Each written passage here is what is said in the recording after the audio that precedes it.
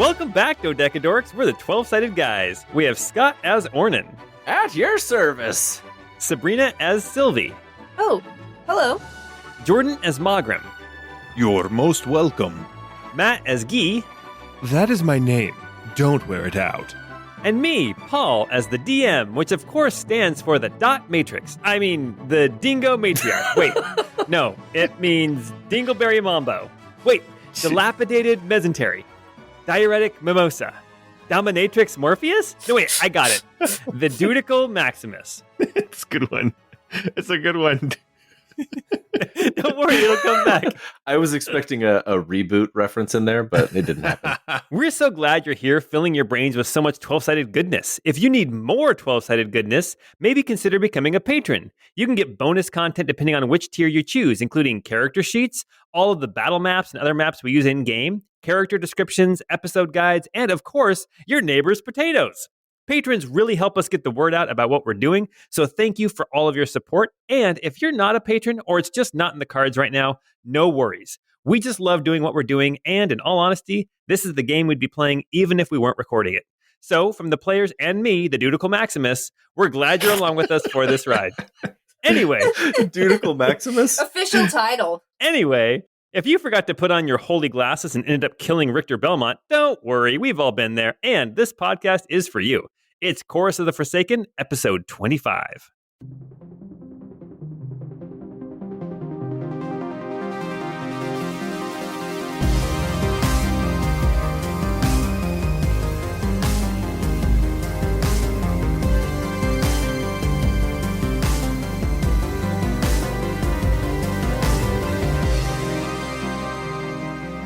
It was actually, he was being controlled by Shaft, if I remember correctly. Shut your mouth. Wait. I'm only talking about Shaft.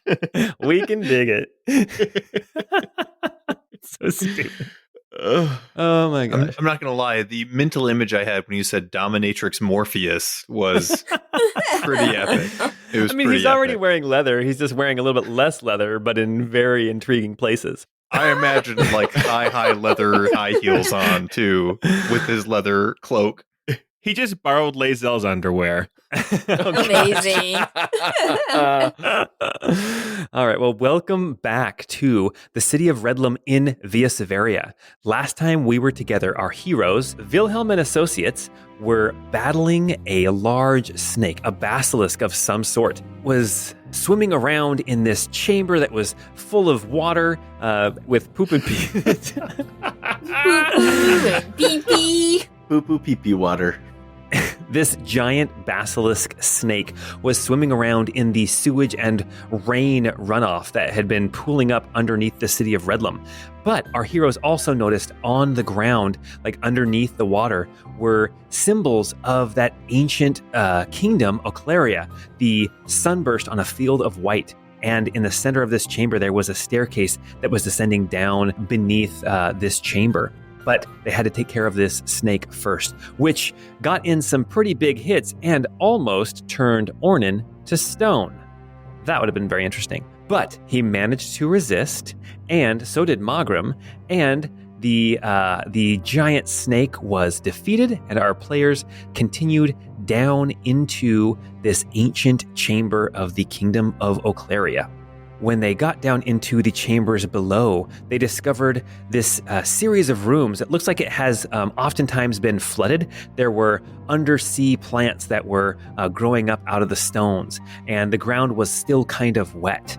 Our players realized that if the rain continued up above on the surface, there was a very real likelihood that this chamber would begin to flood as water from the chamber above came up over the platform and started to flood down the stairs.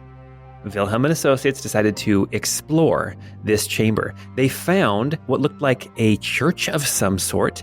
They found a scrap of a map of an underground kingdom of some sort called Tarsarin, but it was just a scrap torn from a larger piece, and this map was designed to resist tearing and decay.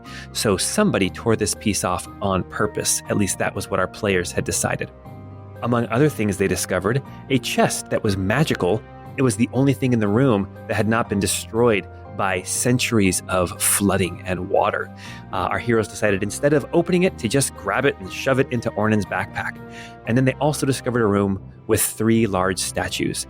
2 statues on either side were displacer beasts, and in the center was this large statue of this elvish queen with a plaque that read, in Elvish, self-styled Queen Elsewin Sunseeker.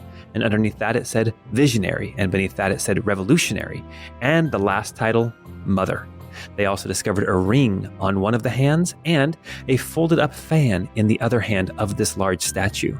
Wilhelm Associates realized there was a very real likelihood that these statues of the displacer beasts would come to life if anyone were to try to steal the ring or the fan. But they decided to do it anyway, and sure enough... That's how we roll. Yes, exactly. A fight ensued, and as the fight was going on, the water suddenly began to rise. It became more and more difficult to move through these chambers as it began to flood.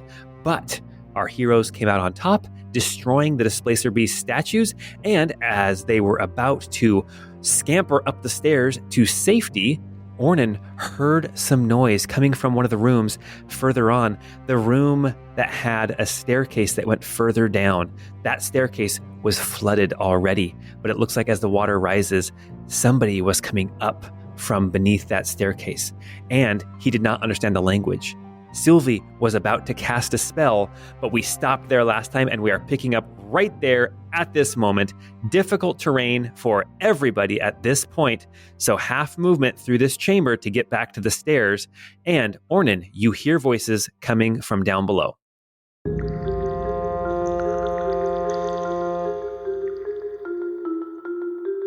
Anybody down there? It's flooding. It's not safe. Come on out. Sylvie, you were going to cast a spell. What spell were you going to cast? Yeah, so Sylvie is going to cast Rosetta Stone to comprehend the language that is being spoken. Okay. You cast Rosetta Stone. Is it one action to cast it? Yes. 1 action for an hour. Okay, gotcha. All right. You cast this spell, and as you strain your ears to hear, you hear the voices that Ornan has heard, but you understand what they are saying. You hear a voice call out. Sylvie, you are not sure what language this is that you are hearing, but you hear the guttural, low, angry voice saying, "Something is up above! To arms! Protect the goddess's shrine!" Ooh, I don't think they're gonna like that we took the goddess's stuff. We should cruise on out of here, guys. It's probably for the best, since in another couple minutes we'll be completely submerged. Well, yeah, there's that too.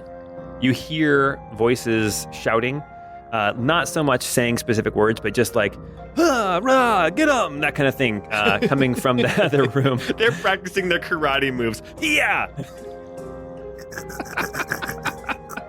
Yep! Oh no, I got the Muttley laugh again. You were working on that so well, Paul. I know. All right. Well, very good. What are you guys going to do? As these voices are getting louder, Ornan, you can hear them. Lead the way, Pranciple. I'm running up the stairs, following Yeah. Pranciple. Yeah, same. Whoever's down there, come on out. It's flooding. And then Ornan's gonna try to escape too. Orden, I don't think they need help. I think they're good. I think we need help. All right, well, let's go swimming. Honestly, I don't think that they need to worry about the rising water if they're speaking from beneath a flooded staircase. I have a feeling they might have an innate swimming speed, if you know what I mean. All right. So looks like Guy is rushing up the stairs, as is Sylvie. What are Magram and Ornan doing? The same. Ornan's gonna start moving that direction and try to get above, at least ankle deep water. Yep, I did my Dorothy Gale impression last session and clicked my heels to make the boots of speed go. I'm going to use those bad boys and hoof it up them stairs. All right, fantastic. You guys start moving up the stairs at a quick pace. You can see that water is rushing down the sides of this spiral staircase. The stone steps are slick as water is pushing down against you, but you are able to keep your feet and are able to make it back out into the chamber where you fought the basilisk. As you come out up top, you can see that, yes, the water has definitely risen back up to close to the high water mark that you had noticed before.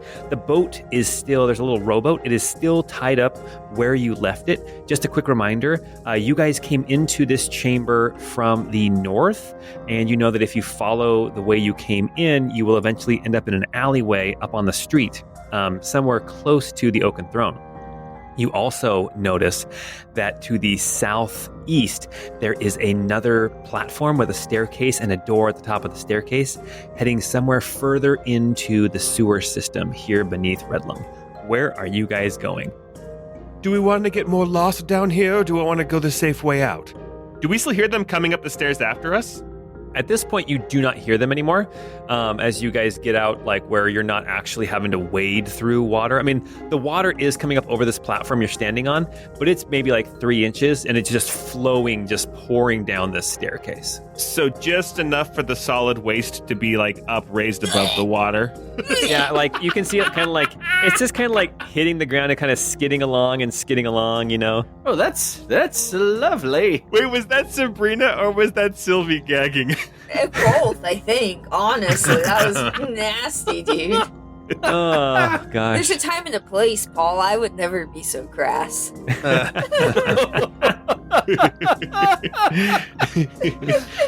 If we want to further explore, I think we could head to the southeast. But I'm worried about them seeing what we've done and continuing to pursue. So maybe it might be best to get out of the sewers now. I want everyone to make history checks except for Guy. You can make it with advantage. Does the water still feel like it's rising up here, too? You can see water. There's pipes all around this room that are kind of set up above the water level. You can see water is coming pouring into this room from all of the runoff. It seems like this is some kind of a central chamber in the sewer system where a lot of the water, if it's too much to go out into the lake, it gets funneled into this room and then it gets shunted down these stairs into chambers down below. So it's like this is some kind of a safety. You imagine that eventually those chambers will actually flood. And then if that happens, this room will then continue to flood. And then who knows what could happen in the sewers and the city up above. So whoever lives down there lives in a constant state of being flooded by poo-poo and pee-pee water. Maybe that's what they're into, dude. No judgment. Yeah, Don't judge people that are into that kind of stuff, you know? What? Okay, now tell me. Certainly, I would never judge them for that. And we don't know the domain of the god or goddess they're worshipping. It could be the poo-poo-pee-pee goddess. Maybe that's why she has this fan to kind of blow away the smells. Oh my gosh, that's awesome. I wonder, maybe, if that is the case, perhaps we should stick around and maybe talk to them a little bit. I don't know. You know? Maybe they're not so bad. I can tell you, from what I heard, they do not want to chat with us. I think we should cruise on out of here. Maybe they have pamphlets. We can learn about it. I'm just saying, guys, you don't know. I don't want to cast judgment upon them yet. Nothing I said was judgmental. I just said they live in a constant state of poo-poo and pee-pee water flooding in there. Right. I think that might mean they could be pretty chill. So you guys, I had you guys roll history checks like 5 minutes ago. Guy got an 18. Orden got an 8. So we got a 12. And Mogram got a nat 20 for a 25. Thanks to my extensive knowledge of civic planning and engineering. And poo-poo and pee-pee. And my familiarity with poo-poo and pee-pee. They sure teach you some strange things at the Cry Nest. It was actually the crap-a-nest. Oh my gosh. All right, Guy and Mogram, as you guys are now kind of catching your breath up here, you... but trying not to take too big of breaths. Yes, yes. Guy, you... give me 1 second. So what exactly were they saying, Sylvie? Well, they said something about disrupting the goddess. I think it was shrine of the goddess. So I'm assuming that whatever we took had some sort of sacred value. But I'm also assuming, since they seem to live underwater, that they're probably not really worried about the poo-poo pee-pee. Yeah. I think it's safe to say we did disturb the goddess's shrine.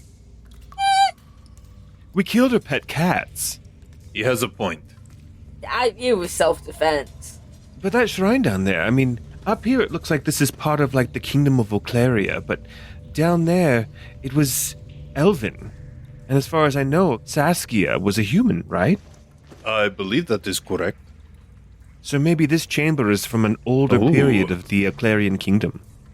It looks like that might be the case. It reminded me of that elven goddess from down below the keep. Eliastrion.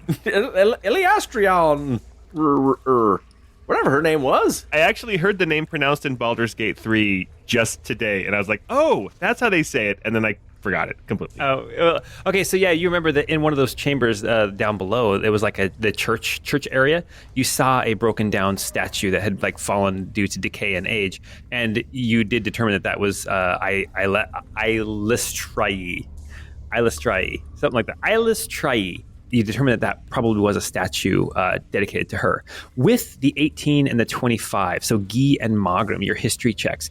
Guy, you have a history of going up and down the river. You've heard lots of stories and tales, different myths and legends. Don't go down this whatever estuary. After dark or something like that. I always avoid estuaries after dark. Yes. And Magram, you just have traveled, and so you've heard a lot of rumors and things. There are rumors of old sea folk or old lake folk talk of people who live in the lake, deep down. This lake apparently is very, very deep, and there are supposedly a small group, a small civilization of some kind in Crimson Vale Lake. Now, nobody has seen them or talked to them. It's all kind of, my cousin told me when he was lying there dying of scurvy that he was saved by, whatever. It's like old sailor mermaid talk, only it's not mermaids. How was he saved dying of scurvy by these people? Did they just come and give a limit? Exactly. They said, here, eat this red bell pepper. It has more vitamin C than an orange. Yeah. Okay. You guys, this is the whole Tommy Two Thumbs thing again. I'm doing my best. No, okay. So you've heard though myths and legends of people who live beneath the waters of Crimson Vale Lake. Interesting. Magram will say, in my studies, I encountered something that talked about that there were mythological races of creatures that perhaps lived beneath the lake itself here. Perhaps those are not so mythological. Did you ever think that maybe, or ever hear that they maybe were of elvish descent? Does his amazing history check have anything with that? No, not necessarily, no. Honestly, if you ask an elf, every single humanoid race is of elvish descent. That's very true. That's a point. That is true. That's fair. Okay, well, maybe there's some truth to that. I don't want to deal with them right now, though. Well, I wonder if they were worshiping something else down there, deeper below. I think they were at least definitely worshiping whatever we were grabbing from. Yeah, well, and what you guys grabbed, let's just cover that now that you have a chance to actually look at it. So, Guy, you grabbed the ring off of this, 30-foot tall statue, this massive statue. When you grabbed that ring off, it was the size of a very big bracelet. And by the time you got up here to look at it again, it is now the size of a ring. Oh, okay. So it has shrunk down to size. Sylvie, the fan that you hold, it opens like a paper fan or like a fabric fan, but you catch just the slightest glint, a sheen or a bling, and as you open it, you hear a shing. You hear the sound of shing, like a sword being drawn from a scabbard, and it looks like the edge of this fan is also very, very sharp. Is it a katana fan from Mortal Kombat? Yeah, can I throw this fan around? It is still actually fabric. It's not a metal fan. It is fabric, but there's something about the edge that seems incredibly sharp. Me, catch. I just took a sip and I almost spit it out all over my computer. I will attempt to catch it. Wait, is she throwing it? Are you really throwing it? I'll toss it. Yeah. Okay, but so I'll open it and I'll kind of toss it and see what happens. You need to make a ranged attack roll with disadvantage, as this fan is not meant to be thrown. Oh, okay, well. So it's not a katana fan. You know what I'm talking about when I say katana fan, right? I know what you're saying. Yes, Nobody's I do. reacting to it. It's a great reference. Oh my gosh, okay. Yeah, no, with disadvantage, that's a 4. Okay, almost was a 19 though. Could have been. Jeez. Could have been, should have been. This fan falls to the ground in front of Guy. Yeah, Guy, you see this fan at your feet. Yeah, I'll pick it up. Okay, cool. Very Okay, good. I'll hold on to this until we get a chance to look at it. Well, I don't think you're supposed to throw it, but alright. All right. So do you want to go northwest or southeast? Do you want to go out the way you guys came in, or do you guys want to go explore further in? You got to remember now, at this point, you guys came early in the morning, like 5 a.m. So right now it's probably only like 6 a.m., 6:30, and the day has just started, basically. And remind me, this was the day we were going to go check back in with the druids? Yes, this was the day that Arnold said that they should all be able to gather. And I also did want to put in a quick research request from the librarians at the Prolian Archives as well. Okay. Wait, and then we're going to go visit the druids, but we're also going to go to the safe house. For the silent voice? Yes, right? Yeah. Oh, Yeah. Well, then maybe we don't explore further. Maybe we go get cleaned up and then go see some people. Yeah, it Yeah. sounds like we have a busy day. I think we get out of here. That sounds like a plan. Let's head on out. All right, everybody else go first. I can, if they start coming up here, I can jump across quickly. So everybody else can take the boat one at a time, and I'll We be have last. been swimming in this while we were down there. I don't know that it's Yeah, gonna I make don't know much that difference. it makes any difference. Well, and also you would be fighting a current here. The water is being sucked down into the center almost like a whirlpool. So yeah, there is poo poo pee pee moving past your feet left and right. I don't like this. Magram's like, yes, I do not like it either. Yes, Very terrible. This is the worst thing I have ever dealt with. He says that as he's walking around like a kid in mud puddles. Oh, Pulling gosh. out All right. vials, filling things. All right, well, then you guys head back to the northwest and back through some of these tunnels in these sewers. You can see that there is definitely water moving through a lot of these chambers. You pass through these chambers that have like a tunnel with a walkway on either side with this channel of water flowing down towards drains and down into cisterns, that kind of thing, until you finally reach the ladder that leads back up to the drain and takes you back out onto the streets of the Sweet Quarter, which is the southern quarter of the city, just south of the castle. Aren't you guys glad I bought you new clothes? So we don't have to wear these the rest of the day? I suppose I am glad. I think I'm just gonna throw these ones out. I don't know that they're salvageable. I don't know. I'm kind of attached to what I'm wearing right now because it's kind of what my sprite is representing. So I'm gonna see if we can find a laundry, or I guess you could just pee on my clothes. They use urine to clean clothes, don't they? I mean, yes, honestly. Well, you distill it first and turn it into ammonia, but I think that's We don't have Marvin's thing. time. We don't have time for this. Pee on me We now. don't have time, right? It's like a jellyfish thing. Oh my gosh. Okay, well, let's head back to the Oaken Throne and get cleaned up. Yes. Maybe we should go take a quick dip. I guess we're standing out in the rain as well, so this could probably be a shower, and remove layers as we make our way to the Oaken Throne. I'm sure the Oaken Throne can heat up some water. By the time we get to the Oaken Throne, Guy has taken off each piece of clothing and wrung it out a little bit, try to get somewhat clean just with the rainwater. By the time he gets there, he's just in his undies and boots. Yeah, it is pouring down rain when you guys And get it's up like here to the Lazelle's street. underwear he's wearing, by the way. Well, it is pouring down rain, just huge drops. You can see rivulets of water going down along the streets on the cobblestones. You can see that there's drains all over the city that the water is flowing into. And before long, just maybe 2 minutes of walking, and you are at the Oaken Throne. And you guys want to get cleaned up, right? Yeah. I think it's just the polite thing to do at this point. And I think breakfast is in order, and a short rest. They have antibacterial soap here.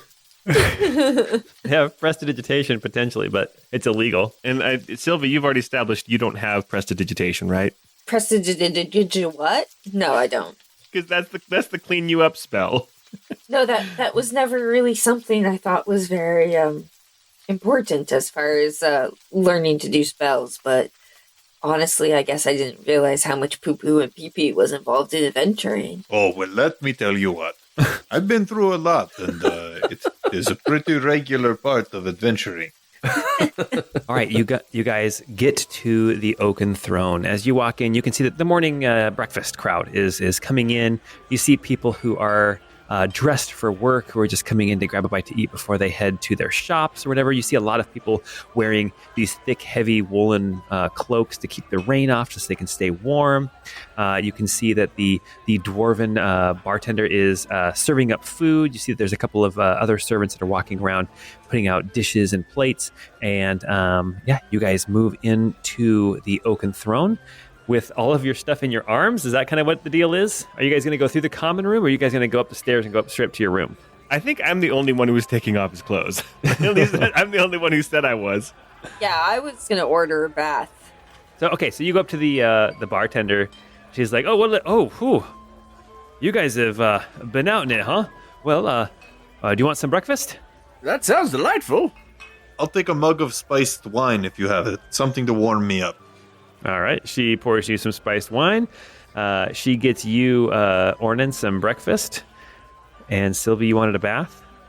Yes, I would love it if you could draw a bath. I would take that and some breakfast up in my room.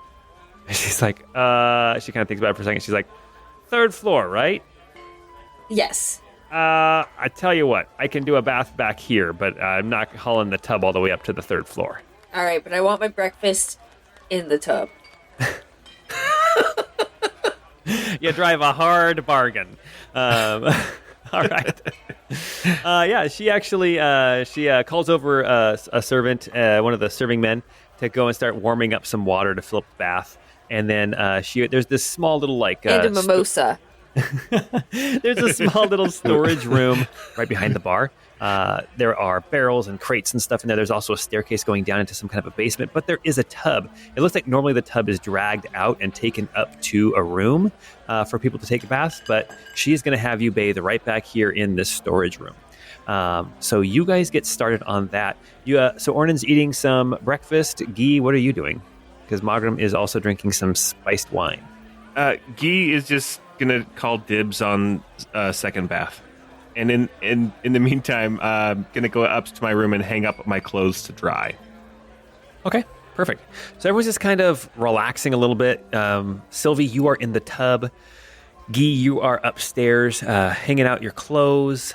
Magram, you are nursing your wine, just letting it warm you up after being out in that torrential downpour and also swimming through the pee-pee poo-poo.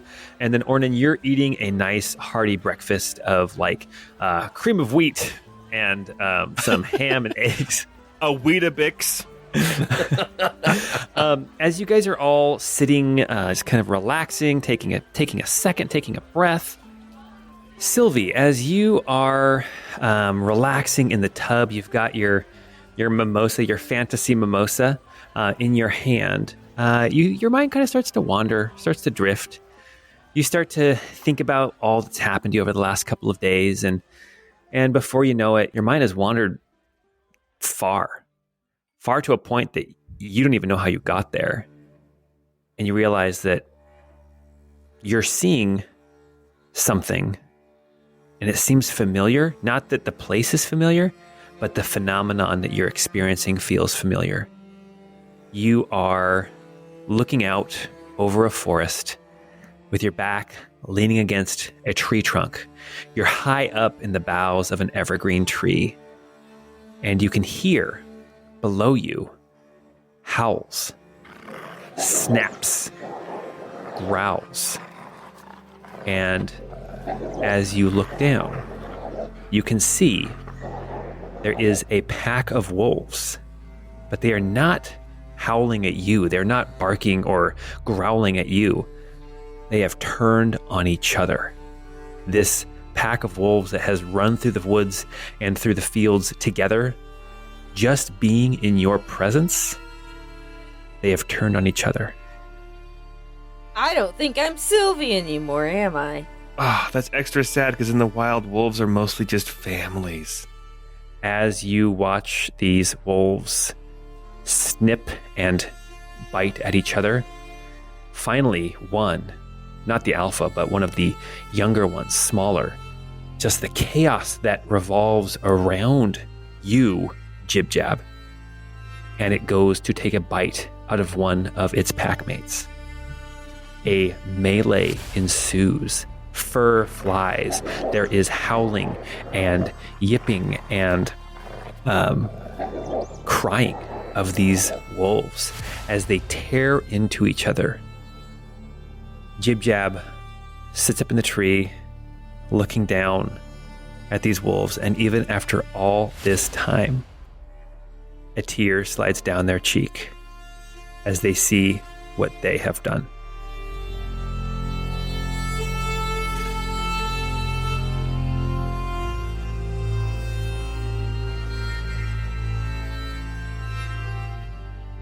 Guy, you hang up your clothes. You are wringing them out. You look at like your blue, isn't it like blue tabard that you have that you wear over your armor? Yeah, it's like blue with some stripes, yeah. Yeah, blue with some stripes. Thinking back on how you got it, where it came from, all the times that it was thrown to the floor in fits of passion. I don't know why I went there, but I did. And your mind starts to wander back as well. Just thinking back, it's just been just a little over a week since you guys left Beregrad.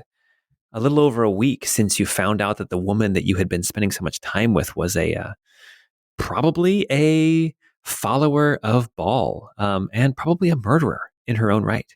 And maybe an old lady. Or at least an old lady dresser. An older lady than she presented herself as. You start to think back even before that, as all of the events that brought you here, all of the travels that you've gone to, you start to, how your mind will wander, and eventually you forget how you got from one place to the next, but somehow you end up in these memories and you're like, oh, I haven't thought about that for a long time. And then you realize that you are looking at a dark but elaborate sitting room, and you can see the well-dressed patrons are sitting facing you, watching the stage. The smiles on their faces belie the fear in their eyes. You can see that tears are streaming down their cheeks over these basically glued on smiles. Suddenly, our laugh erupts around the room, but it's not from any of the onlookers. A figure on the stage, you, hop off of a stool. Your dirty, decaying motley outfit stitched together here and there, and the checkered face paint has been smeared by your own tears. Jokes are done. Now it's time for the juggling.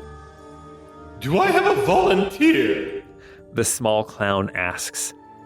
In unison, the patrons of this mad circus raise their hands as tears leak from open eyes. The clown pulls out 5 knives and begins to juggle them effortlessly. Glancing out at the audience, you can see you, James Hyuk Bartles, can see that the 5 lucky volunteers from last night's show are still here, sitting in their seats to watch the show, their eyes open, their heads rolling to the side, and their chests pierced by knives.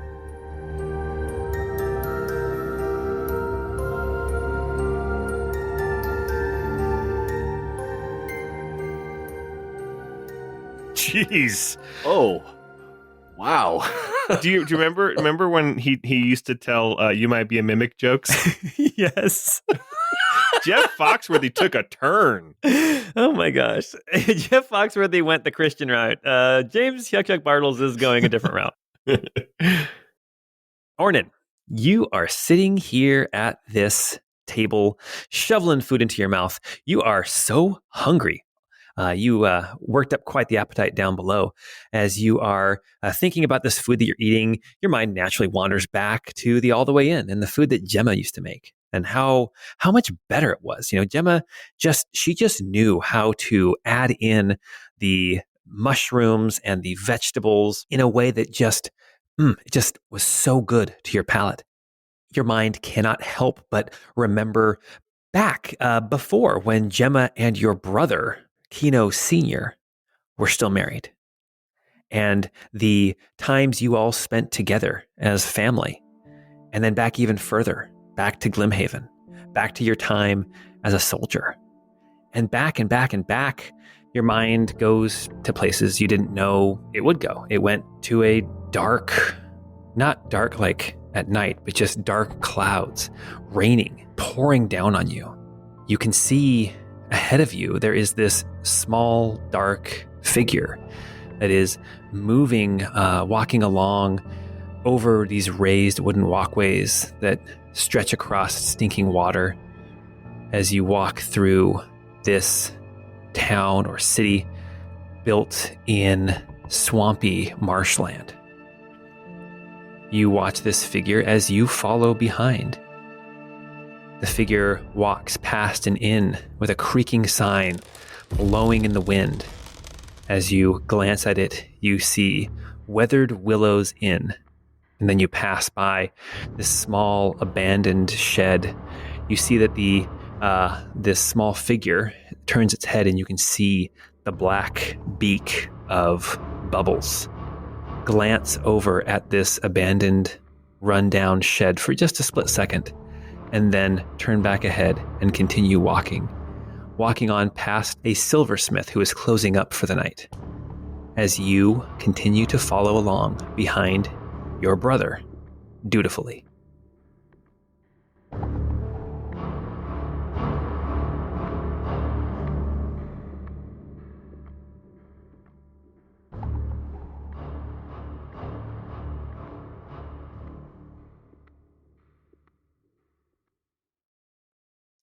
Oh, man. Magram, this wine is so good. It's just really, really hitting the spot, warming you up from the inside out. Your clothes are soaked. You are tired and exhausted from being almost beaten to death by the tail of a giant snake. But this wine, just the smell of it, it just through your nose, just so good. And you are suddenly aware of another taste. Not wine. It is stronger. You glance about your heavily fortified, windowless stone room, and you see all of the work you've been working on for, gosh, how long? You've lost track of time. On each of these tables lies a different device. The craftsmanship of each is superb. The purpose of each is the same. Blades adorn one round construct. On top of a plinth, there's a glowing red ruby that sparkles with orange and yellow light as heat waves shimmer off of it. Other tables hold more and more. Suddenly, a golden helmet is hurled across the room to crash into a wall. The elaborate device is affixed, shattering on impact. You lift a bottle to your lips again, and you spritz, you knock it back, and then toss that empty bottle into a pile of previously emptied bottles. Fatigue lines your eyes, and you know that you can go no longer, that sleep is finally going to catch up to you again. 3 days this time you held out, but once again, your body betrays you, and you know that the dreams that you can't seem to protect yourself from will once again wreak havoc on your mind.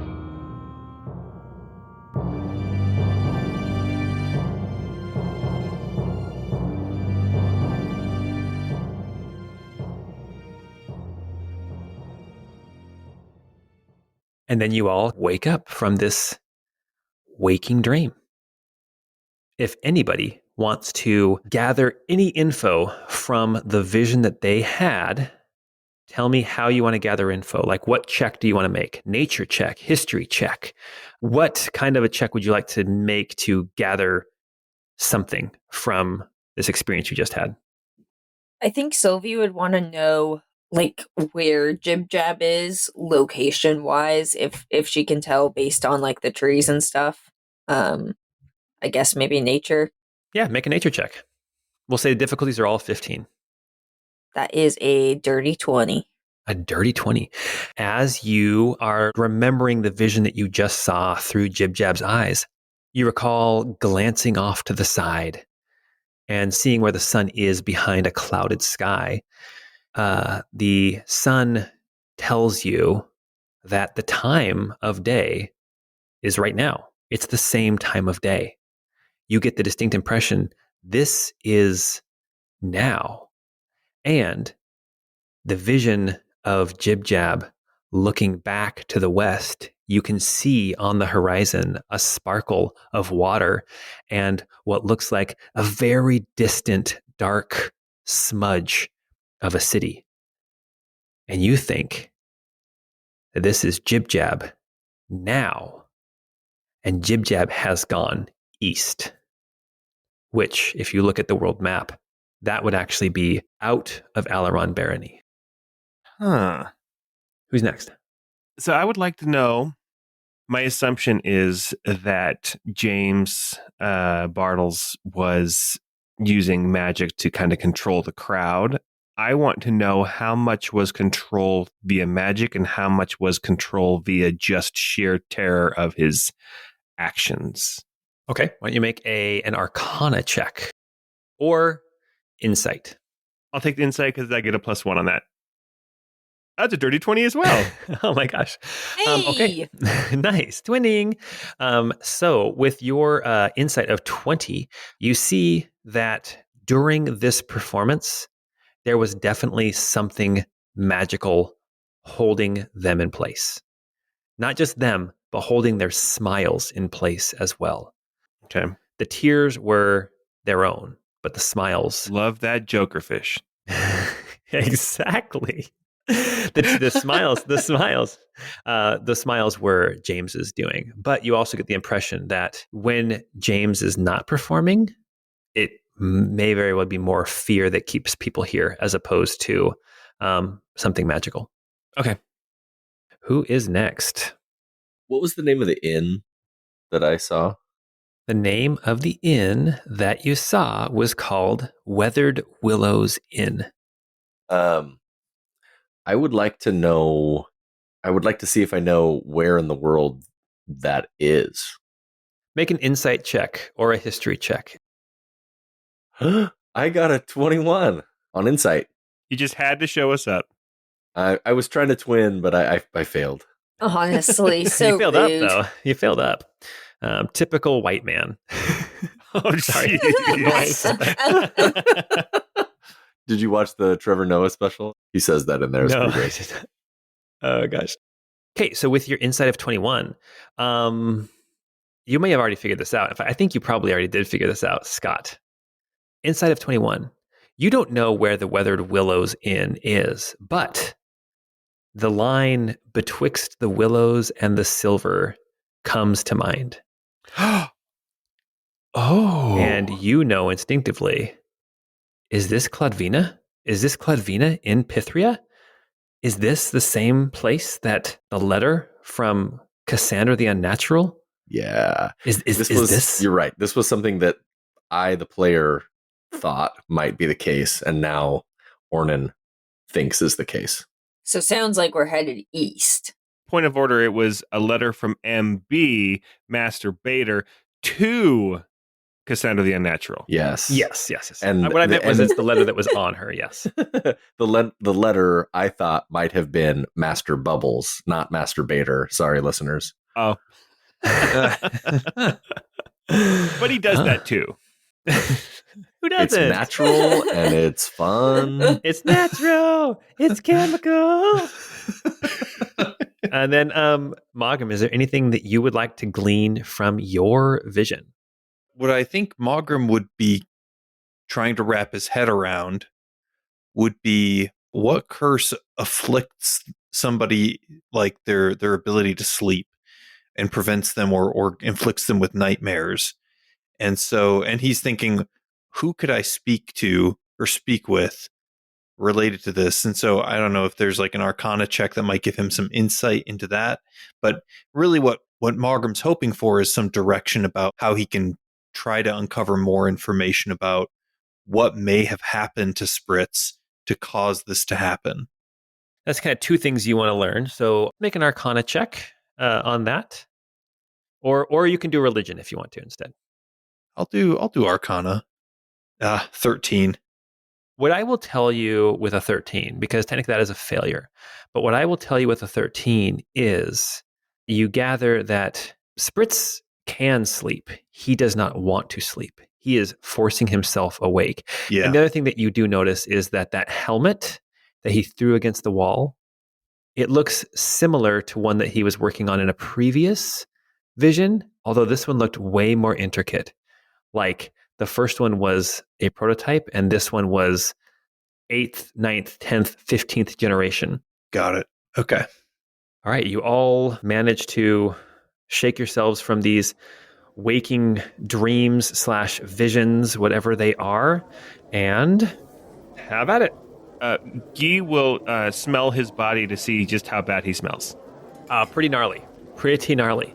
And you're going to be using Sylvie's water. I was just going to say, Sylvie rolls on out and says, all right, whoever's next, but don't throw the baby out with it. And then she walks upstairs in her robe and with slippers. Yeah, Guy comes running down the stairs as soon as he hears that with just a towel. And kind of like with Pine, it's just in the front. He's just kind of holding it over the front as he comes running downstairs through the main room into That's the bath. smallest towel I think I've ever seen. All right. Well, then Guy is now taking a bath. And then Sylvia's getting dressed, I guess. Ornan and Magram, you guys are both down in the common room. Ornan would like to ask if, when it's his turn to bathe, if there is clean water. It'll cost you extra. But yeah, we can get you some more clean water. Money's not a problem. Don't you sweat it. All right. So then she's like, hey. And she snaps at the same serving man who filled up the tub before. He's like, we need more water. And he's like, and then he goes out and grabs some buckets and goes out to go start hauling water in from the well. Magram, anything you want to do before we kind of fast forward to everybody being clean and having a short rest? I guess, is there anybody still down in that main room? Ornan is just waiting for Guy to finish, if that's what you mean, if there's anybody like of the party.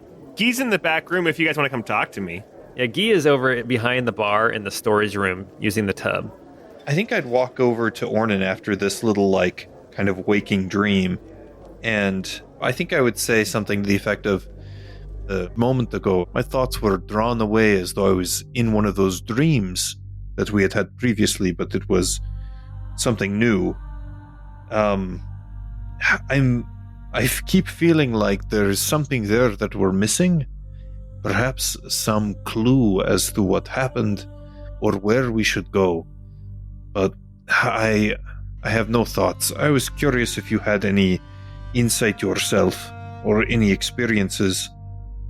Well, I was thinking about old times and memories, and I had a moment as well. Vision of sorts like we used to have, but this one I think it was happening right now. And well, I made a connection that I think is a little upsetting. Do you remember that woman below the keep that we fought, that attacked us and nearly killed you? Yes, Cassandra the Unnatural. Guy yells from the other room, "The Witch of the Woods?" No, the unnatural lady, Cassandra. One and the same, my friend. Well, there was a line in that letter. He told her to meet him. Whoever wrote it told her to meet him betwixt the willows and the silver, and well, I watched Bubbles walk between an inn called the Weathered Willows and right past a silversmith. And I think that MB in that letter was Bubbles. What? Is that even possible? I Was not Bubbles like a Kenku? Or something like that? Yes, he was. That would make him hundreds of years old. I did not think that they, as a race, would be so long-lived, but then again, we did run into this Jib-Jab. Yeah, this is, I think if we want to get to the bottom of things, we might head that direction eventually. I think this makes a lot of sense.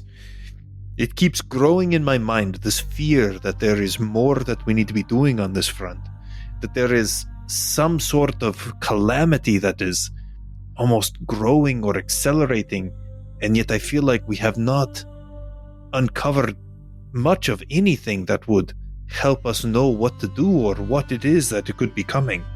Yeah, in the last campaign, we met the big bad right off the bat. I know, right? Episode 1. It's true. Seeing all the extra stuff floating at the bottom of the tub, he's taking a very quick bath, and he's going to come out in just his towel as well. Oh, gosh. Hey, guys. Did your towel shrink? I think at this point, Sylvie is fully clothed and she will roll on in as well.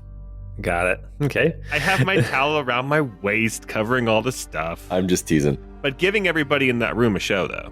Oh, my gosh. Ornan will fill Guy and Sylvie in on what he told to Mogram as well. I also had a crazy waking dream thing. This James Bartles guy, very unhinged. I'm hoping that wasn't happening currently, because whatever he was doing was awful. I hate to say this, but I also had a vision, and the vibe I got was that it was Jib Jab right now, kind of causing a bunch of wolves to kill each other, which was really actually pretty terrible. Didn't like that. Kind of traumatic. I think I have you beat. Well, it wasn't a competition, but okay. Everything's a competition, and I will win.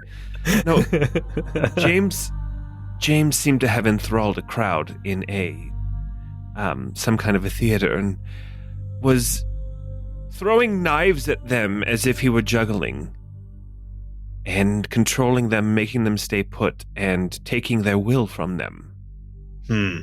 If you're looking for a big bad, I think I may have found him. Definitely disturbing. Now we just need to find where he is.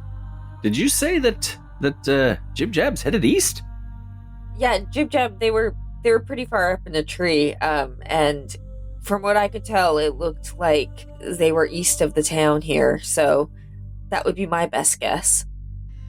Well, Pythria is east of here, and Claudvina is in Pythria, and that's due east. Well, perhaps that's where our road takes us. Well, I don't know it'd be road. Probably river would be faster. Yes, the metaphorical road. Jack Kerouac on the road kind of thing. I love that Legend Keeper shows all of us are there now. For all of you patrons who are $10 or more, we're looking at the Via Severia map on the wiki that you also have access to. And it's so convenient and beautiful, guys. Oh, yeah. It looks like there are basically two ways to get to, well, there's three ways to get to Pythria. You can take the road, which goes down past Mirloff. So it heads kind of southeast to Mirloff, and then it loops back northeast, back up to Claudvina, which is also on it's a lake, but it's also a lot of swamp and marshland up by the mountains. So there is the road, or you can travel by river down to Stillwater Lake, which is where Mirloff is. It's built along the lake, and then take the river back up towards Claudvina. Or you can go straight across through pine and conifer forest to Claudvina that way. Which seems to be what Jib Jab is probably doing. It seems like once they leave, things calm down, but I'm not sure we really want to follow in their wake. Agreed. I mean, I like the river, but I also like horses I've found.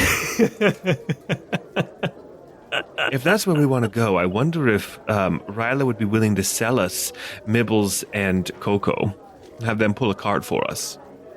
Or maybe Ryla's going that way. I mean, I wouldn't mind hanging out with Ryla a little bit longer. Well, it's been a while, but I used to have a riding puppy that was just delightful. Maybe I should buy a new one and we can hit the road.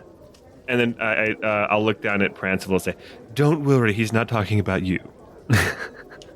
Oh, I'm a little big for you, Prancival, but Prancival is up to your belly button, though. Oh my gosh. he's that big? You're that small. I didn't really. I'm kidding. It was a joke. It was a joke. I think it makes sense to go there, but we have a couple things to do here still, right? We wanted to talk with the druids, and we still have to get that sweet cheddar from the Baron's bookkeeper. And the silent voice. Don't forget the silent voice. Oh, right. Yes, sorry. Yes, perhaps then we just aim to try to wrap up whatever it is we need to do within the next day or two, and then we head east. To Pythria. To Pythria. To Pythria. I've got the Pythria. I just spent the morning in Pythria. Has anybody been to Pythria? Has anybody been to Cladvina? Cladvina is the capital, the Baron's seat of Pythrian barony. Guy has been there once or twice, but didn't spend any time there, not significant time there. Sylvie's never been there. Part of Mogram's backstory is that he joined his Krahanest while attending the University of Vekgard, but in his youth kind of grew up, was born and raised basically in the Pythrian barony. Oh, got it. Okay. So that's the accent I get to work on when you guys go there. Okay, very good.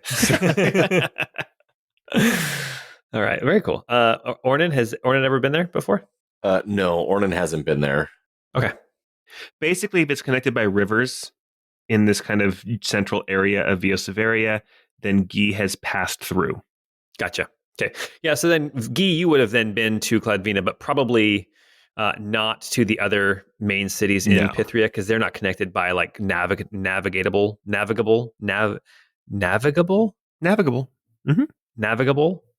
waterways. So at least not by like any kind of like ship, but rowboats and stuff. But you still have to drag them across dry land occasionally, and the waterways disappear and reform. Or we could just put wheels on a keelboat. I don't know. I don't think it worked physics wise, but I think it sounds kind of fun.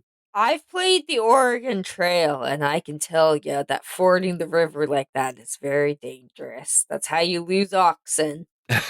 And how you get dysentery. You break an arm and die 2 days later. Yes. Oh, gosh. What a brutal game. Has anybody beaten that game? Have any of you guys beaten that game? Yes. I beat it when I was a You kid. beat it? Yeah. How? What? I never made it past the Great All the Plains. time. Yeah. No, I I got still play it. I will not buy any supplies. I'll just buy bullets, and every day I'll hunt buffalo. And it's like you kill a 1,200-pound buffalo, you can gather 80 pounds. Yeah. No wonder you keep dying. You need to bring extra wagon parts and Make it out of buffalo hide and buffalo bones. The new one that you can play on your phone is actually like really fun. Oh my gosh! I'll have to check it out. That sounds nostalgic and awesome. Well, anyway, we could get horses. We could get a wagon. We could see about getting a boat. It all depends on how you all are feeling. I like boats. I like horses. I like coffee. I like tea. I like turtles. I like turtles.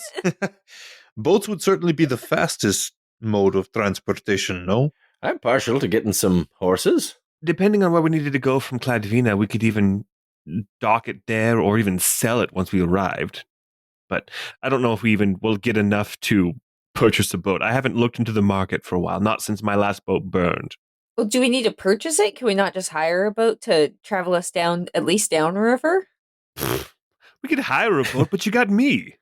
I used to be a captain. Yep. I hope you're as good as captaining as you are at picking locks. Oh snap! Or we could see if Ryla is heading toward Cladvina, and maybe we could just go with her wagon train again. You're mostly dry at this point. I think I'm going to step into the tub for a minute. Oh, I would wait for them to change the water out. We left some floaters. Oh dear. Floaters? Yikes. Did they come from the sewers or were those fresh?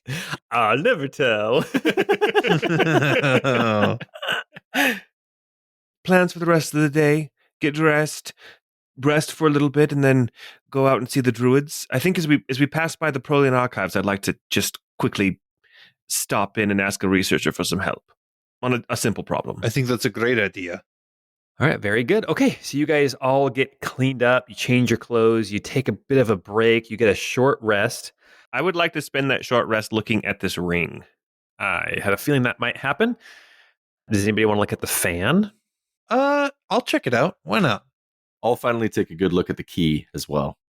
Also, if we get a chance, I would like to copy down Rosetta Stone into my book. Okay. I could take the time to teach you, dude, but you gotta be cool. Honestly, what it would be, how it kind of works with Guy's book is the spell is already in there somewhere. What I would be looking for is like the formula you used and kind of cross-referencing it in the book itself to see where it is, and then I'd be able to kind of decipher what it's supposed to do. Does that make sense? That's crazy, dude. That is not at all how I learned how to do this. Well, it's because somebody already wrote it down. I just had to figure out where it actually is in here because a lot of the notes and things I don't understand because they're written in, ye old Veoseverian. Well, so are you going to spend this break writing in the spell Rosetta Stone, or are you going to be spending it looking at the ring? Let's do the ring first. We can do Rosetta Stone later tonight. All right, so Guy, you start looking at this ring, turning it over in your hand as you're just kind of hanging out in your room on your bed, just kind of resting, burning hit dice, whatever you want to do. And you realize that this is, we'll call this Elsewin's ring. Elsewin, again, was that the large statue in that underground chamber, the self-styled queen, Elsewin Sunseeker. The ring actually has one charge. It does require attunement. But one time per day, you can use that charge to cast Mage Armor. Hey, Sylvie, I found a ring for you. You know how you're like really easy to hit? You mean hit on because I'm so attractive? Yeah, and also like physically take a beating. Here, take this, and I'll toss the ring to you. Oh, damn, this is sick. Hell yeah. I'll take this. Classic ye old speak. I love it. It looks so good on me. Basically, this will let you use the power in the ring every day to provide yourself some kind of a magical armor. That actually could be kind of useful. I am a little bit squishy, I've been told. I mean, well, you're firm where it counts and you're soft where it's fun. Oh boy, Sylvia's gonna blush a little bit. Oh my goodness. Oh my goodness. Actually, a lot of it. Wait, Guy, are you still in that towel? Oh no, I'm all dressed now. Oh, okay, just a little bit of a blush. Okay. Yeah, just remember Mage Armor only lasts 8 hours, and it's only one time a day, so it refreshes at dawn. All right. Mogram, you're going to look at this fan. This fan, it is, we'll call this Elsewin's fan. This fan looks to be cloth, and yet there's something magical about it, obviously. The edge of the fan, it can actually strike as a weapon. It does not have like a +1 or anything, but it does deal magical damage, magical slashing damage. Okay, so if a creature takes half damage, unless it's hit by a magical weapon, this will count as a magical weapon. And then, okay, that line was golden. I have no idea where that came from. Oh my gosh. Okay, so this fan can be used as a weapon, or it can also be waved in the air to cast Gust of Wind. Okay? Now, just like the item from the Dungeon Master's Guide, if you use it once a day, you'll be fine. If you use it a second time, there is a 20% chance that it will tear to shreds. If you use it a third time, there's a 40% chance. So every time you use it past one, the chance of it tearing to shreds will increase by 20%. Got it. Interesting. But you can use it as, we'll just call it as a scimitar, right? It just has scimitar stats, which is why you couldn't throw it. But Okay. yeah, but it is a D6 weapon that deals magical slashing damage. All right, and Ornan, you pull out the boot key, the key to the city. The key to the city is a magic key that will open any mundane lock. When you put the key into a lock and you turn it, you roll a d20.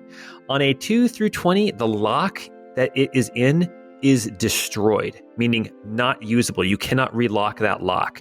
There is an audible pop that is, it's audible only for about 50 feet.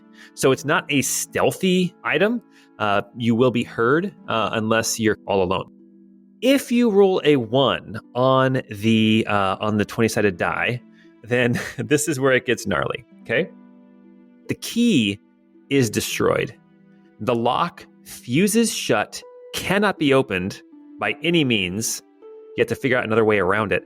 And the person turning the key will take 6d10 force damage. Whoa! Holy Jeez. guacamole! I had been Okay. considering giving this to Guy, but I don't think I will. I don't want anybody else to explode. I have lockpicks. I don't need a magic key. I'm good at it on my own. All right. Well, Yeah, you're so good at it. No, I figured it out. I was doing the math wrong before. I actually have a +5 to try to lockpick. And what were you rolling it as? A +2? I was +3. I think I was doing. Oh, okay. I even added it as a custom skill on my D&D Beyond. Oh, oh, got it. that's a good idea. Question, Paul. There's 2 other things that we've found so far that we have not looked at thoroughly. Yes. There is the chest that we just picked up and brought with us, Okay. but there was also a vial of green goo on one of the crows. Okay, this will not take a short rest. This one you guys can just kind of all gather together and look at together. So yeah, Eldarin, the Darin, he had this vial of green goo. Oh yeah, it was Eldarin. Yeah, he had a blade, a sword that looked like it had some sort of poison or something along the blade. It's fair to assume that this might be the poison that he used on the blade. But if you want to do like an Arcana or investigation, you can determine kind of what kind of poison it is. Mogram rolled a 26 on Arcana for that. Okay, cool. Nobody else needs to roll. This is a poison. It is a superior poison, meaning you can put it on a weapon, and then instead of it just being like on your next attack, this will actually last for 5 attacks, and it adds on an extra 2d6 poison damage. And the weapon has to be piercing or slashing. Ornan, I think that'd be perfect for you. Yeah, I can put it on my pick. Or this new short sword that I've been using. That's So pretty cool. You Yeah, made pretty it's- good use of it last time. It's fancy, but I'm more partial to my war pick, so we'll see. I would recommend not doing what I do whenever I play any RPG, which is hold on to it and never actually use it. But also never sell it because you might use it. Because you never know. And it doesn't take up very much weight in your inventory, so you might as well have 18 vials of poison in your inventory. All right. Oh, very cool. And then you also want to look at this chest. This chest is a magical chest. It has resisted the aging effects. It also has resisted water and stuff that has been beating on it for who knows how long. And it is locked. The lock itself appears to be mundane. Well, Guy, you're the resident lock picker. Hey, Guy seems awfully silent here. Now the chest is not massive. It's about gift box size Okay. or gift basket size. I ruined it. It's about gift basket size. Yeah, it's not a super large chest. Okay, so I for my think the lock chest picking, is perfect just the size it is. for my lock picking, I rolled a 24. I like chests of all sizes. Okay. Yeah. Yes. Okay. So with your 24, you start digging around in the lock, and maybe this has been all the joking around about how, oh yeah, Guy's the lock picker and everything. But within about 25 seconds, you feel all the tumblers fall into place and pops open, and it's dry inside, and there are 5 rolled up scrolls. Ooh. Can I pick one up and see what it says? You can pick one up and see what it says. As you pick up this scroll, you see that there are symbols and there are kind of incantations on it, and you realize that this is a spell scroll. So here is what we are going to do. There are 5 scrolls in this chest, and I have a list of 10 possible spells that it could be. So we are going to start by rolling a d10. So who's rolling it? I'll go first since I opened it and I picked up the first scroll. Okay, cool. That's a 2. That will be the scroll of Snare, a level 1 spell. Okay. All right, who wants to roll next? I mean, Sylvie will definitely be all up in that. Yeah, I'll give one shot too. So will Ornan. Ornan rolled a 7. Ornan, with your 7, you pull out a scroll that is a level 3 spell called Leomin's Tiny Hut. I love that one. I can't read this, Sylvie. Here. Sylvia, roll a d8. That's a 7. Ooh, Oh, wow. What are the chances? Sylvie, you pull out a scroll that is water breathing. Ooh. Convenient. All right. Magram, roll a d8. Yes. I got a 6. You pull out another level 3 scroll, non-detection. Oh, okay. Interesting. Here is the deal. There is one more scroll left. I need somebody to roll a d6, but I'll tell you this. There are 2 level 1 spells, 3 level 2 spells, and there is 1 level 4 spell possible left. If you roll a 6, you get a level 4 spell. I'm not rolling that. I think Guy has to. I think Guy has got to do it. He's the one who lockpicked this. Yeah, but I found snare. That's a ranger spell. So you know it's great. Okay, fine. I'll roll it. Do it. I got a 1. Nice. Okay, you find the spell Identify. Oh, that is useful. Okay. Yeah, level 1 spell. Very cool. Looks like 3 of them are ritual spells. So, Sylvie, you can copy these into your book, and then I can take a look at your notes and maybe figure out if I have them as well. Absolutely. Water breathing sounds awesome. It is pretty cool. Anything with an innate swimming speed is really chill. Well, what's cool is it lasts for 24 hours, and it's ritual. So basically, you can just start every morning off by making sure that nobody will drown that day. You could. All right, well, very good. So you find these scrolls.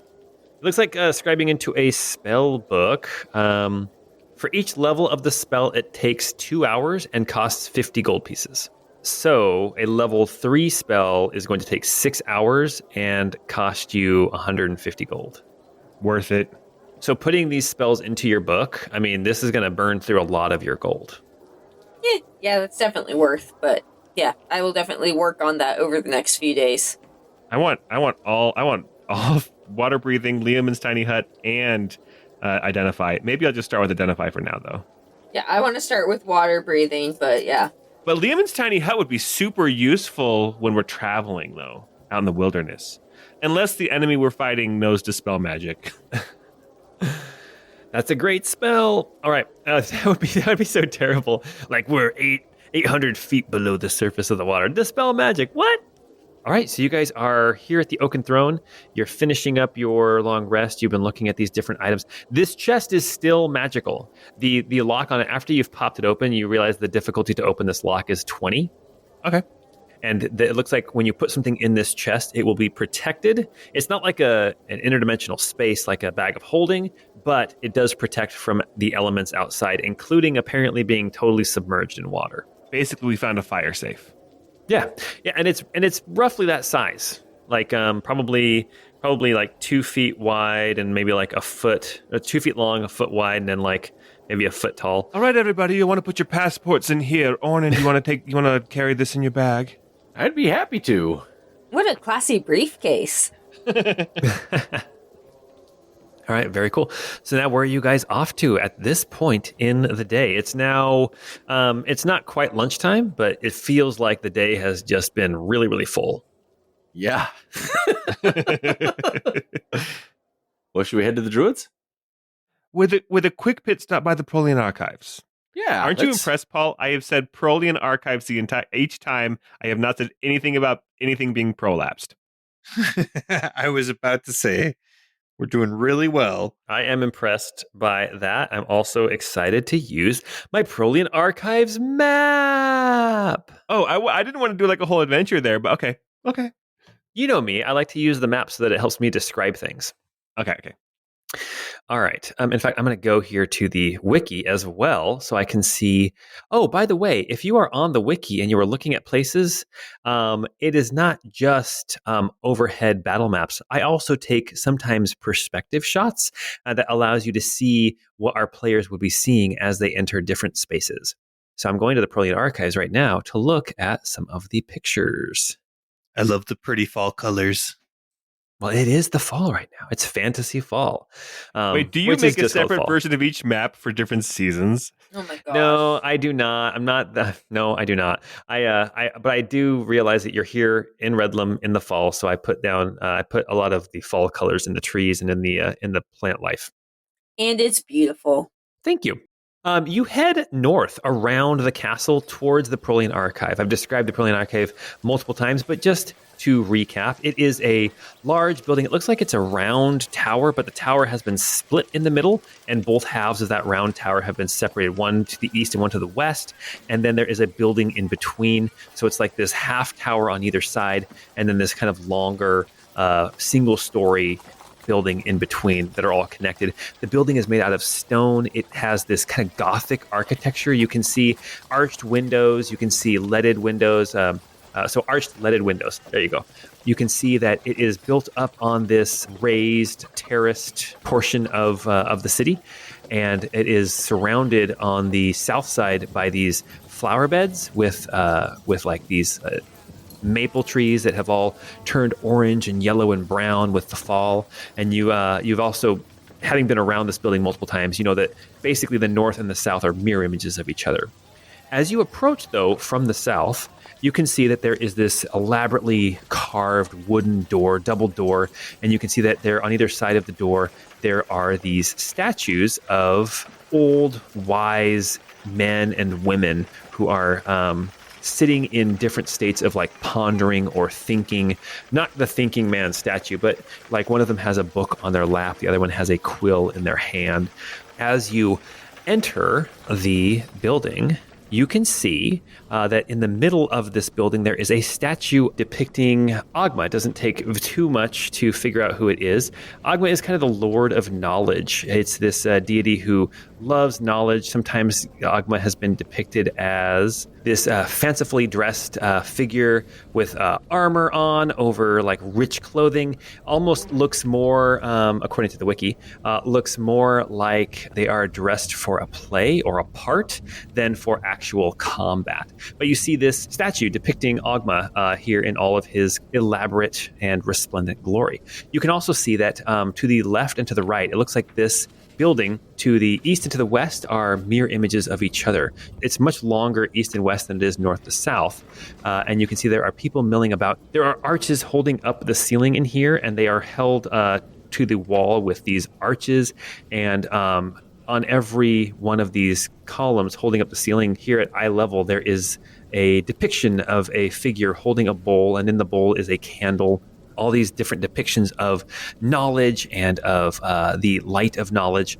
There are a couple of tables and benches here. You can see people milling about, discussing things.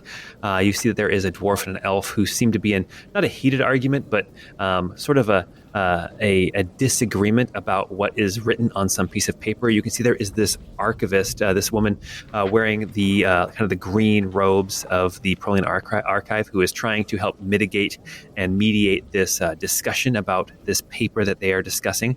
To the left and to the right, though, you see there are two different figures standing at double doors. So on the west side, there is double doors, and there is an older woman who is standing at this kind of podium with a book that is open. And on the east side, there is another podium with a book and these elaborately carved double doors. And there is this old gnomish man with glasses on. Has anybody been to the Prolian Archive before? Not this one.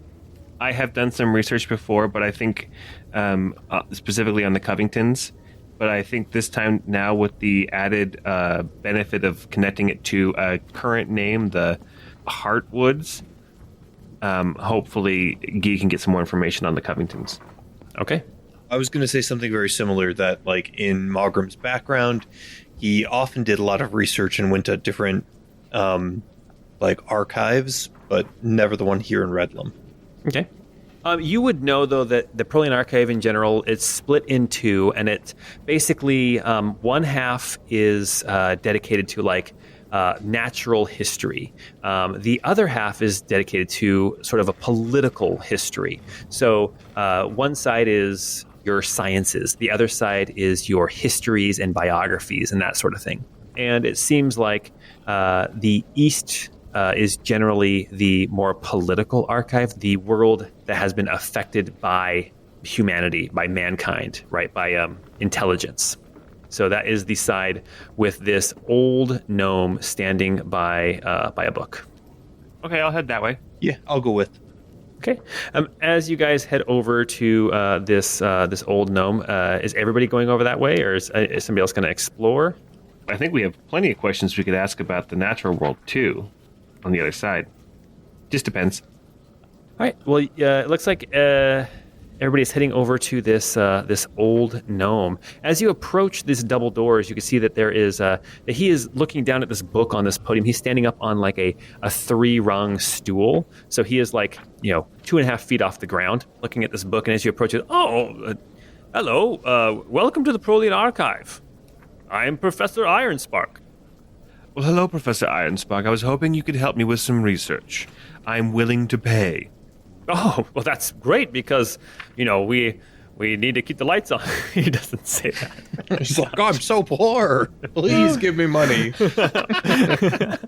I'll do research for a sandwich. Oh my God, jeez. Okay, That was my Jimmy Stewart impression. Yes, I got it. It was great. I loved it. All right. He does say, "Oh, well, donations are." No, I'm doing Jimmy. Honestly, you were kind of already doing Jimmy Stewart. All right. Well, you know what? He's now Jimmy Stewart. Lean into it. All right, here we go. Well, we could always use more money here to help support all the archivists and all the work that we do here. So, tell me, what is it you're interested in learning about? So there's a family, historical family that I don't know if they were from here or another country, but they were of a certain renown and prestige named the Covingtons. And I have been looking into my family history, trying to find out more about them. And I have only recently found another family name, Hartwood, connected to the Covingtons. And I was hoping to find anything that you might have on the Covingtons and the Hartwoods, or just the Hartwoods. You see him as he is, as you speak, he starts writing down these names. Then he kind of looks over at Yugi and he's like, well, Covington and, I don't mean to pry, Covington and Hartwood, those aren't elvish names. Well, you're hard-pressed, in the cities like this, you're hard-pressed to find any pure-blooded elf whose family spent any time here. Oh, I'm not saying that. I'm not a racist or anything. He doesn't say that either. I have elven friends. I've got elven friends. Exactly. He says, no, what I'm saying is this, I'm trying to figure out the family line. Is it elvish? Is that who I'm looking for? The line was mostly human, but they did intermarry a little bit. Okay. Well, let's see. So Hartwood or Covington, that's who we're looking for. And you say they're around here, or I guess we can start with that. Somehow we ended up here, and I have, a couple of things that once belonged to them. So somehow they made it here. I don't know their provenance though. So it's kind of a mystery. Well, maybe you can help me out. Just like what makes them unique, right? Otherwise I'm just looking for a name, and I can show you in the other room. You'll see that there's a lot of names to look through. Well, I have some first names as well, if that helps. That will help, I guess. Yeah. There is one of the Hartwoods' name is Draven Hartwood, and as far as I can tell, he's still alive. Okay, Draven Hartwood, still alive, probably not in history books yet. Okay, who else? John and Nora Covington. John and Nora Covington, okay. And then a Trevor Covington. Trevor Covington. Who I believe, if I understand, was the grandfather of this John. Okay. I was Alright, also wondering if you could look up Sassel. First name Lou. Lou Sassel. I get it. You know what? The thing is even Dudicus Maximus, he didn't quite catch that joke either. No, Dudical Maximus. Yeah. Okay, I can look into it for you. Is there anything else, any other information you can tell me about these folks? Anything. Were they diplomats? Were they politicians? Were they activists and revolutionaries? Were they kings and queens? Like what? What am I looking for? They were of the nobility. They were very wealthy, of the nobility. From what I can tell of John, he was kind of a gentleman adventurer, treasure hunter type. Okay. I will say, and it's a dreadful business, but I think that there was some magical aptitude in the family line. Magical aptitudes. He starts writing that down. Okay, magical aptitude. We're talking the arcane style, the forbidden kind that I want nothing to do with. Ew, gross, icky. Okay, so wizards, witches, warlocks, that sort of thing. Okay, all right. That will help narrow it down. I appreciate it. You see that he does not bat an eye at you mentioning magic. For him, this is just information. Okay, and I'm just going to plop a platinum piece down on his lectern. Thank you very much. He's kind of waiting. For more? Yeah. That's a platinum piece. It's 10 gold pieces, yeah. Oh my gosh. Is that not enough? I've never been to the Prolian Archives here in this city. Typically, that would have been seen as extremely generous. It is extremely generous. Maybe just a couple more gold to really help. I mean, we got a lot of mouths to feed over here. You know, I mean, really grease the skids, you Oh, know. Daddy needs a new pair of shoes. this archive doesn't take care of itself. I mean, Drop another platinum. 2 platinum. You see, the savings and loan hasn't been performing as well. Oh, I don't have your money. It's at Bill's house. What's funny is that Paul and I we're not quoting It's a Wonderful Life. We're quoting The Simpsons making fun of It's a Wonderful Life. 100%. I've never seen It's a Wonderful Life. Oh gosh, that's so funny. All right, so that's all I got. Although there's also do we want to ask about Oak Road? What do you guys think? Yeah, so I was actually, yes, that was what I wanted to ask about was if they had any maps of kind of pre-imperial countries in the region. Specifically, we're trying to find that city, Old Oak Road. Huh, that's interesting. Oak Road. Huh. You're the second person in 2 weeks who's asked me about Oak Road. Huh. What? Really? And that's where we're going to stop for tonight. What? Oh, Jeez. Man. All right. Well, hey guys, that was a very fun episode. I really Jeez. enjoyed it. Yeah. Okay. All right. So, hey, don't forget we've got Wilhelm and Associate buttons, and Right now, just so you guys know, as of recording, Guy is in the lead. I wonder why.